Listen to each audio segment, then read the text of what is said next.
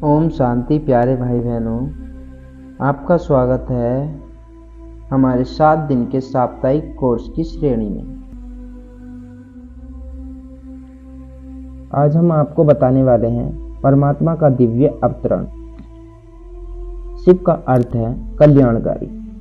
परमात्मा का यह नाम इसलिए है, वह धर्म गिलानी के समय जब सभी मनुष्य आत्माएं माया 5 विकारों के कारण दुखी, अशांति, पतित एवं भ्रष्टाचारी बन जाती हैं, तब उनको पूर्ण पावन तथा संपूर्ण सुखी बनाने का कल्याणकारी कर्तव्य करते हैं।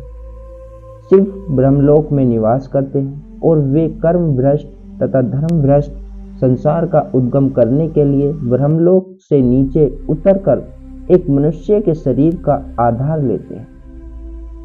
परमात्मा शिव के इस अवतरण तथा दिव्य एवं लौकिक जन्म की पुनीत स्मृति में ही शिवरात्रि अर्थात शिव जयंती का त्योहार मनाया जाता है।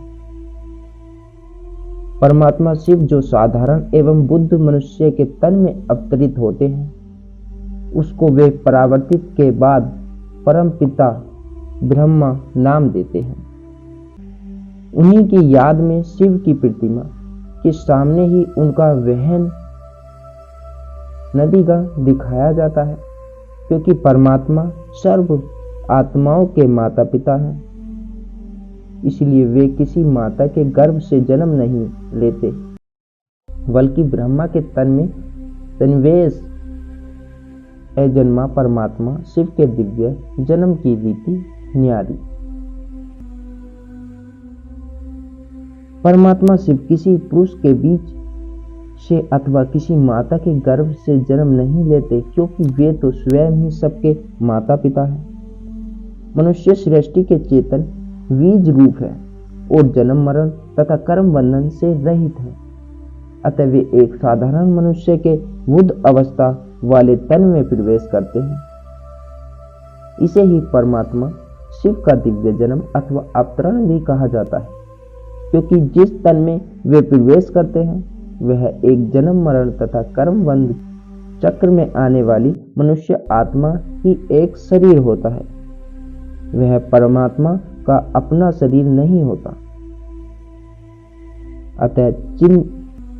अतः चित्र में दिखाया गया है कि जब सारी सृष्टि माया अर्थात काम, क्रोध, लोभ, मोह, अहंकार आदि 5 विकारों के पंजों में फंस जाता है, तब परमात्मा परमपिता जो कि आगमन के चक्र से मुक्त है, मनुष्य आत्माओं को पवित्र सुख और शांति का वरदान देकर माया के पंजों से छुड़ाते हैं।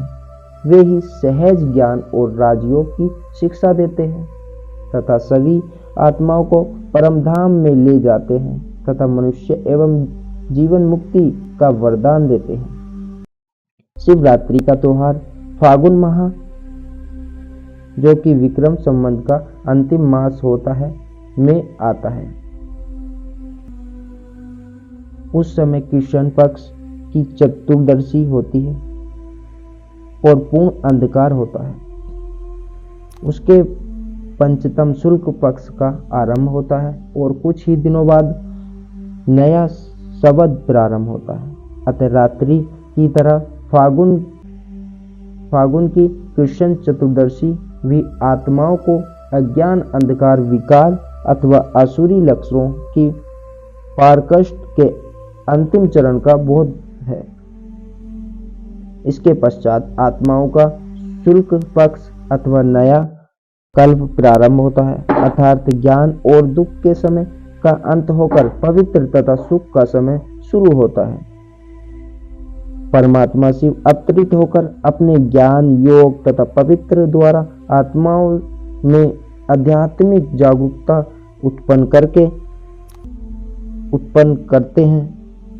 इसी महत्व के फलस्वरूप भक्त लोग शिवरात्रि को जागरूक करते हैं। इस दिन मनुष्य अब उपवास, व्रत आदि भी करते हैं। उपवास उपनिकट वास रहना का वास्तविक अर्थ है कि माता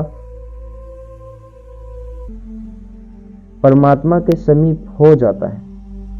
अब परमात्मा से मुक्त अब परमात्मा से मुक्त होने के लिए पवित्रता का व्रत लेना जरूरी है। ओम शांति।